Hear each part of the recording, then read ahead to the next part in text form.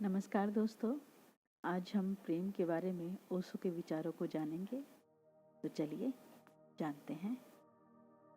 ओशो प्रेम को एक गहरी आध्यात्मिक अनुभूति मानते हैं जो स्वाभाविक रूप से तब प्रकट होती है जब व्यक्ति स्वयं के भीतर जागरूक और मुक्त होता है। उनके अनुसार प्रेम कोई भावना मात्र नहीं है, बल्कि यह अस्तित्व का एक स्वभाव है। ओशो कहते हैं कि प्रेम किसी पर निर्भर नहीं होता, यह एक आंतरिक अवस्था है। जब व्यक्ति भीतर से प्रेम पूर्ण होता है तो उसका प्रेम किसी विशेष व्यक्ति तक सीमित नहीं रहता, बल्कि वह समस्त ब्रह्मांड में फैल जाता है। ओशो के विचार प्रेम के बारे में बहुत गहरे हैं। इनको हम 5 पॉइंट्स के माध्यम से जानेंगे। पहला, प्रेम और स्वामित्व अलग अलग हैं। ओशो कहते हैं कि प्रेम और स्वामित्व को एक साथ मिलाने से समस्या पैदा होती है। जब प्रेम शुद्ध होता है तो उसमें किसी प्रकार की मांग या बंधन नहीं होता।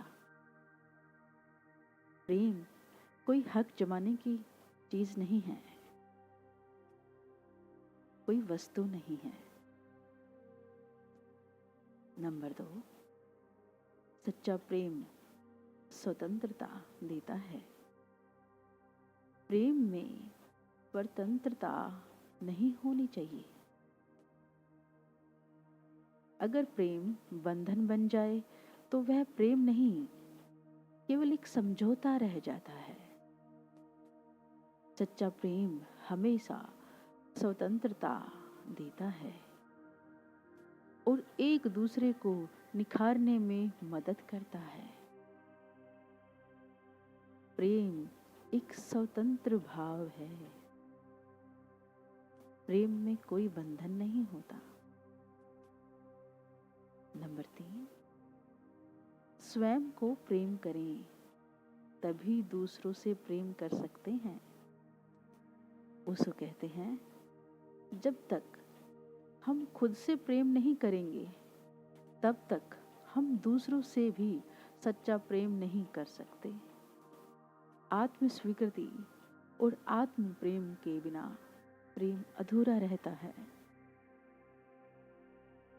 आत्म स्वीकृति से प्रेम की अनुभूति अद्भुत होती है। आप अपने आप को पूर्ण रूप से स्वीकार कर लेते हैं, तभी स्वयं से प्रेम कर पाते हैं। फिर शुरुआत होती है सच्चे प्रेम की। यह भीतर की अनुभूति है। यह कोई बाहर करने की वस्तु नहीं, कोई चीज नहीं। नंबर 4, प्रेम भय से मुक्त होता है। प्रेम और भय एक साथ नहीं रह सकते। जहां प्रेम होता है वहां भय समाप्त हो जाता है। जो प्रेम करता है उसे खोने का डर नहीं होता, क्योंकि प्रेम स्वाभाविक ही प्रभावित होता है। प्रेम भीतर से प्रकट होता है। जब प्रेम में आप बन जाते हैं तो वह स्वतः ही प्रभावित होता रहता है। भीतर की अनुभूति है प्रेम। नंबर 5 बहुत महत्वपूर्ण है, काम या वासना और प्रेम में अंतर। ओशो बताते हैं कि लोग अक्सर प्रेम को वासना के साथ जोड़ देते हैं, लेकिन प्रेम आत्मा की गहराई से आता है, जबकि वासना केवल शरीर तक सीमित रहती है। प्रेम में करुणा, समझ और गहराई होती है। जब भी प्रेम कहीं प्रकट होता है उसमें गहरी समझ होती है,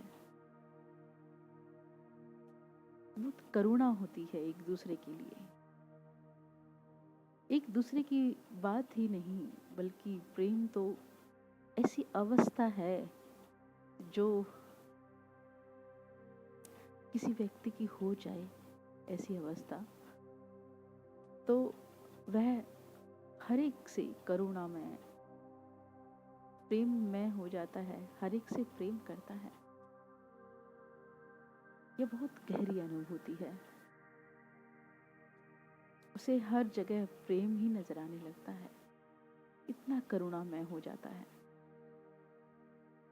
उस प्रेम को केवल एक व्यक्ति तक सीमित नहीं मानते, बल्कि वे इसे संपूर्ण अस्तित्व के साथ जोड़ते हैं।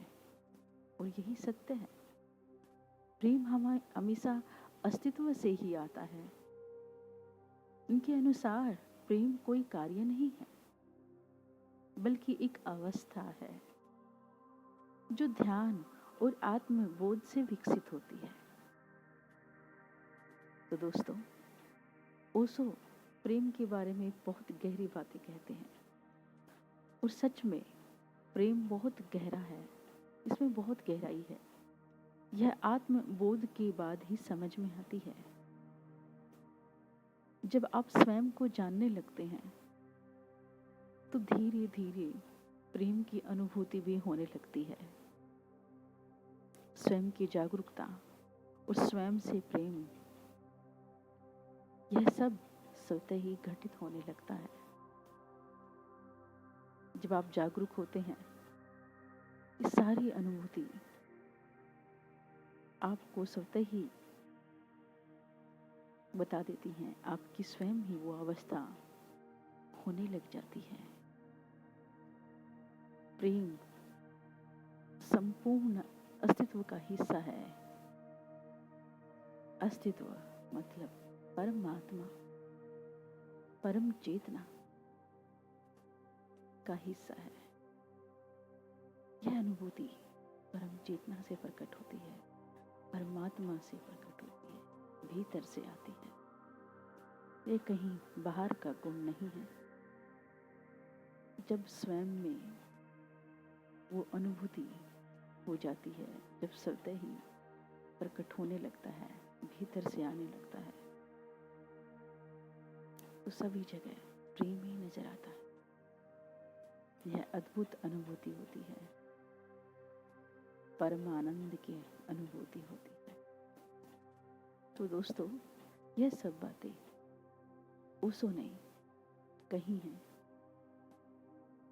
मेरे शब्द अलग हो सकते हैं, बात वही है।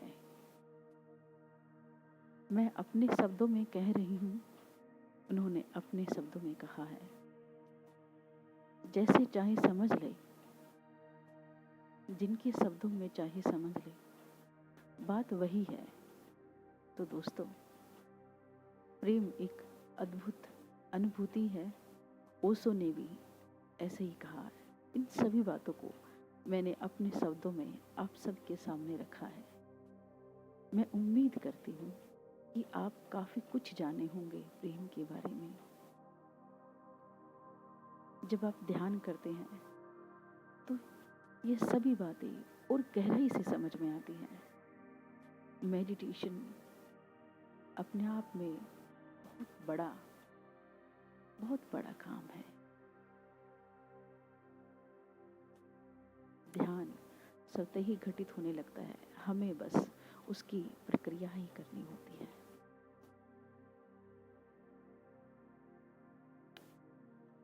किसी दिन ध्यान को भी समझेंगे कि ध्यान है क्या। तो दोस्तों, आज इतना ही प्रेम के बारे में। मैं उम्मीद करती हूँ आप सभी को बहुत अच्छे से समझ में आया होगा।